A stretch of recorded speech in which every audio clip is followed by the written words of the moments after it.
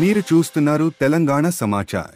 BRS party మాజీ SUDA chairman GV Ramakrishna Rao కరీంనగర్లోని hotel నక్షత్రలో ఏర్పాటు చేసిన పత్రికా రాష్ట్ర సమావేశంలో ముఖ్యమంత్రి రేవంత్ రెడ్డి గారు కరీంనగర్లో పటాభద్రులకు సంబంధించిన సమావేశంలో పాల్గొని వారు పటాభద్రులకు సంబంధించిన అంశాలపైన కానివ్వండి, వారి సంక్షేమం గురించి కానివ్వండి, గతంలో వారికి ఇచ్చినటువంటి హామీల గురించి కానీ ఏమీ మాట్లాడకుండా రోత రాజకీయాలు, పాత చింతకాయ పచ్చడిలాగా అదే కేసీఆర్ గారిని, కేటీఆర్ గారిని, హరీష్ రావు గారిని, కవితక్క గారిని విమర్శించడం తప్పించి వారు నిజంగా కూడా పటాభద్రులకు సంబంధించి ఏ ఒక్క అంశం పైన కూడా వారు మాట్లాడలేదు.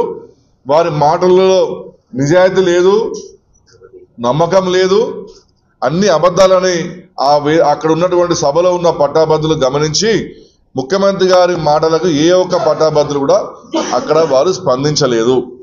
మరీ ముఖ్యమైన విషయం ఏంటంటే అక్కడ వచ్చిన వాళ్ళల్లో ఒక 10 నుంచి 15% మందే పట్టాభద్రులు ఉన్నారు. మిగతా అంతా కూడా రెగ్యులర్ కాంగ్రెస్ పార్టీ కార్యకర్తలను తీసుకొచ్చి కూర్చోబెట్టి ఇది ఒక పట్టాభద్రుల సమావేశం అని చెప్పి ఒక చూపించింది బయటికి. మరి నిజంగా కూడా నాకు తెలిసి రాష్ట్ర రాజకీయ చరిత్రలో ఒక ముఖ్యమంత్రి గారు ఒకటే రోజు ఒక నియోజకవర్గంలో హెలికాప్టర్ వేసుకొని 3 చోట్ల తిరిగిన చరిత్ర ఫస్ట్ సీఎం ఎవరైనా ఉన్నారంటే అది రేవంత్ రెడ్డి గారే. దాని నిదర్శనం ఏంటంటే కాంగ్రెస్ పార్టీ చాలా బలహీనంగా ఉన్నది, ఎట్టి పరిస్థితిలో గెలిచే పరిస్థితిలో మేము లేము, కాబట్టి ఏదైనా కనీసం వేదిక మీద లీడర్ కనబడుతున్నారని 4 ఓటు పడితే ఉద్దేశంతో వారు ఏర్పాటు చేసిన ఇవి సభలు తప్పించి అవి నిజమైనటువంటి సభ లేదు, ఆ సభలకు నైతికత్వం కూడా లేదు. వారి మాటల్లో మనకు క్లియర్గా అర్థమైపోతున్నది ఏంటంటే మీరు వెయ్యకనే మాకు ఓటు వేయకండి కాంగ్రెస్ పార్టీకి అని ముఖ్యమంత్రి గారు చెప్పడం జరిగినది. వారు అన్ని అబద్ధాల హామీలు చెప్పడం జరిగినది. వారు చెప్పిన అబద్ధాల హామీ అన్నీ కూడా మేము నెరవేర్చినాము, ఇవి నెరవేర్చకపోలేదు అని మీకు నమ్మకం అనిపిస్తే ఓటు వేయకండి చెప్పారు. అంటే అర్థం ఏంటిది, మాకు మీరు ఓటు వేయకండి, మేము ఏవి కూడా మా హామీలు మేము నెరవేర్చలేదని చెప్పి వారు చెప్పకనే రాష్ట్ర ముఖ్యమంత్రి గారు నిన్న బహిరంగ సభలో చెప్పడం జరిగినది. మరి చాలామంది ఏమనుకున్నారంటే పటాభద్రులకు సంబంధించిన అంశాల గురించి బాగా మాట్లాడుతున్నారు. పటాభద్రులో యువకులు, నవ యువకులు చాలా మంది ఉంటారు, విద్యావేత్తలు ఉంటారు. 2023 మే 8వ తారీఖు రోజు హైదరాబాద్లో ఒక స్టేడియంలో వాళ్ళు యూత్ డిక్లరేషన్ పేరు మీద ఒక సభ పెట్టారు కాంగ్రెస్ పార్టీ నాయకులు.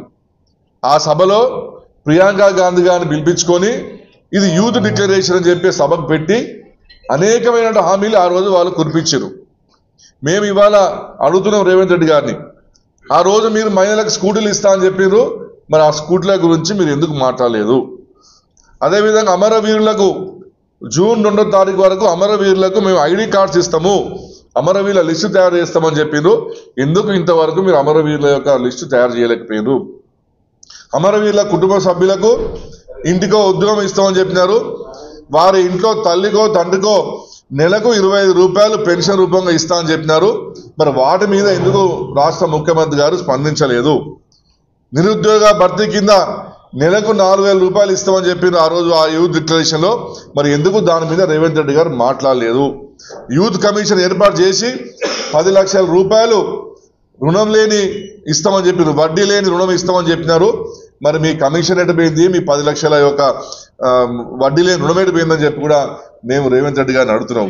అంతేకాకుండా బాసర తరహాలో 4 ఐఐటి ఇన్స్టిట్యూషన్లు ఏర్పాటు చేస్తాం సంవత్సరం లోపలే అని చెప్పినారు. ఇంతవరకు దానికి సంబంధించిన ఏ ఒక్క అంశం మీద కూడా వారు మాట్లాడలేదు, దానిపైన ఇంతవరకు కూడా ప్రతిపాదన కూడా చేయలేదు.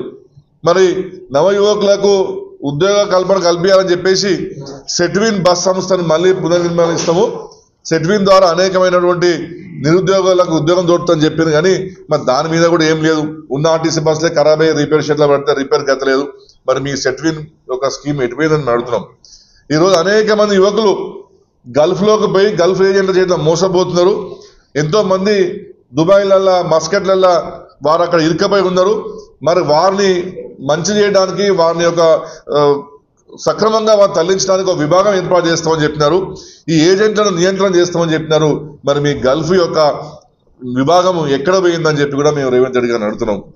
వారు ఇంకొక మాట కూడా చెప్పిన గొప్ప స్కీమ్ లాంచ్ చేస్తామని, రూరల్ యూత్ ఫైనాన్స్ కార్పొరేషన్ ఏర్పాటు చేసి 1000 కోట్ల నిధి మేము అందులో పెడతాము, ఇది స్వయం ఉపాధి కోసము మేము యువకులకు ఇస్తామని చెప్పినారు.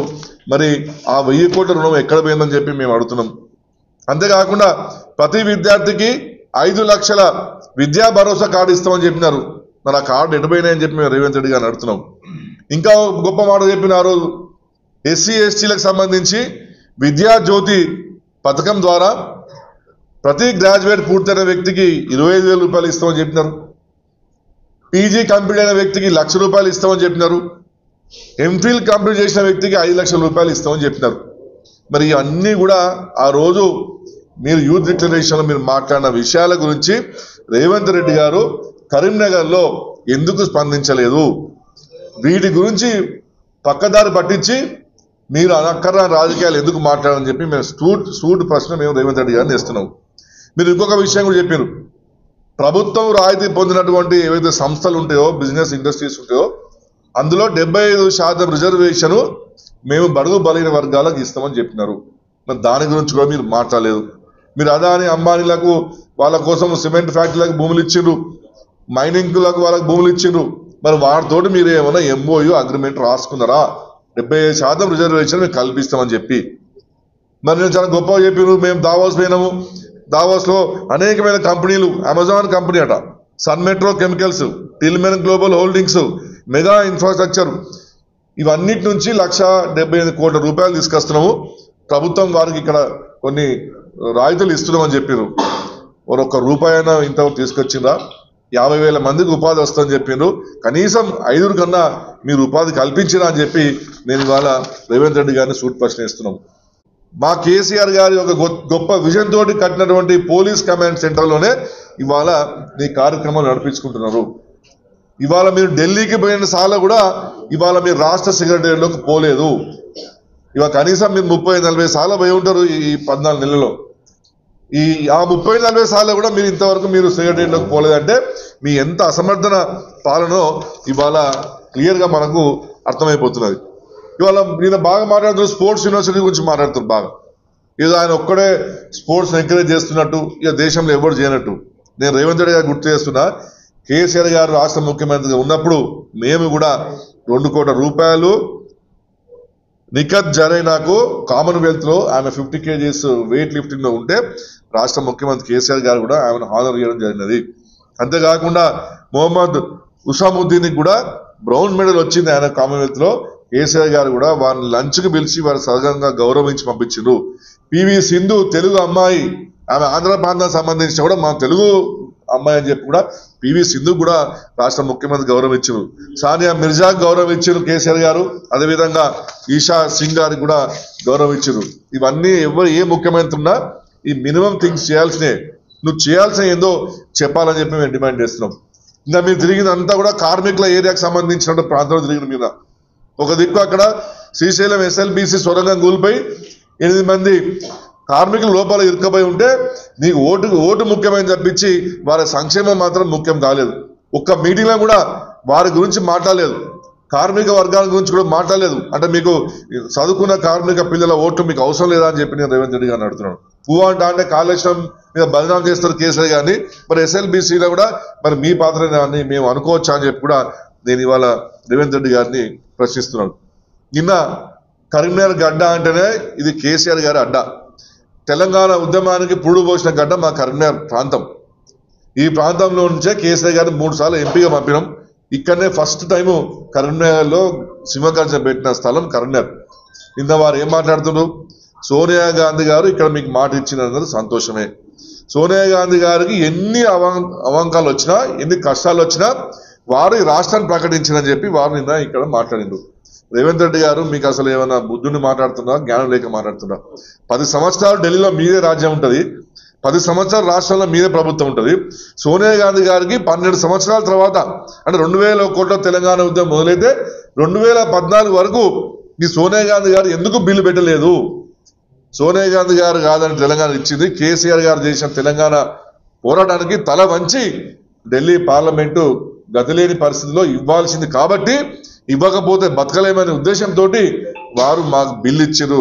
అంతకు తప్పించి ఇవాళ సోనియా గాంధీ కాంగ్రెస్ పార్టీ బిల్లు ప్రవేశపెట్టలేని విషయం కూడా ఒకసారి రేవంత్ రెడ్డి గారు గుర్తు చేసుకోవాలి.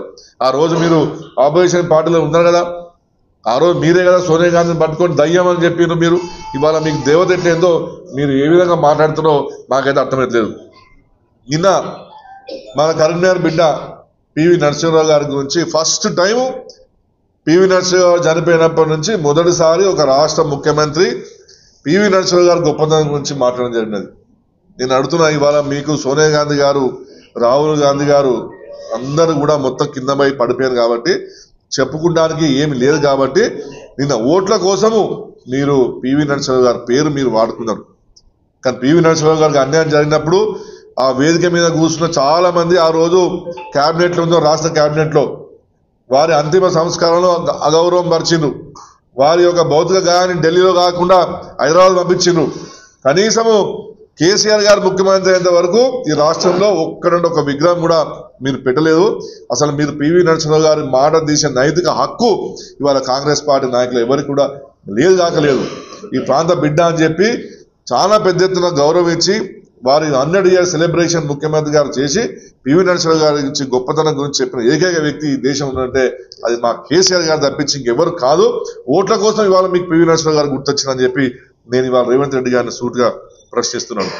ఇంత అవమానం జరిగినా కూడా మీకు ఇంకవరకు కూడా బుద్ధి రాలేదని చెప్పి కూడా నేను రేవంత్ రెడ్డి గారిని అడుగుతున్నాను. మరి ఇక నిన్న వారు 2-3 విషయాలు మాట్లాడారు. రైతుల గురించి మాట్లాడారు, రైతు బంధు ఇచ్చినామన్నారు, రైతు బీమా ఇచ్చినామన్నారు. ఇవన్నీ అబద్ధాలే. ఇవాళ 40% మాత్రమే రుణమాఫీ జరిగింది, అది వాళ్ళకి తెలుసు. ఇవాళ యూరియా ప్రాబ్లమ్స్ ఉన్నాయి ఇవాళ రాష్ట్రంలో. రోజు పొద్దున్న లేస్తే యూరియా కోసము రైతులు ఆగమాగమవుతున్నారు. మొత్తం గ్రామీణ ప్రాంతంలో ట్రాన్స్ఫార్మర్ మొత్తం పేలి ఇవాళ సబ్స్టేషన్ లో వరుసగా ఇవాళ ట్రాన్స్ఫార్మర్ రిపేర్ కోసం పెడితే రిపేర్ చేసిన నాదుడు లేడు. ఇవాళ నీళ్ళ ప్రాబ్లం ఉన్నది, కరెంటు ప్రాబ్లం ఉన్నది. 500 రూపాయలు బోనస్ ఇచ్చినామని చెప్పినారు. 40% మందికి కూడా ఇవాళ 500 రూపాయలు బోనస్ మీరు ఇవ్వలేదు. అంటే ఇవన్నీ కూడా మీరు అబద్ధాలు ఆడి ఇవాళ పట్టాభద్రులను ఏదో పిచ్చోలు చేద్దాం అనుకున్నారు. మా కరీంనగర్ పట్టాభద్రులు మాత్రం ఎట్టి పరిస్థితుల్లో కూడా మీ మాటలకు నమ్మే వ్యక్తులు కాదు. వారు తప్పకుండా వారు అన్ని విషయాలు కూడా వారు గ్రహిస్తున్నారు. మరి చివరిగా మరొక మాట మాట్లాడింది. ఇవాళ కేసీఆర్ గారు నా మీద బురద చల్లే ప్రయత్నం చేస్తున్నారు అని చెప్పి మాట్లాడు.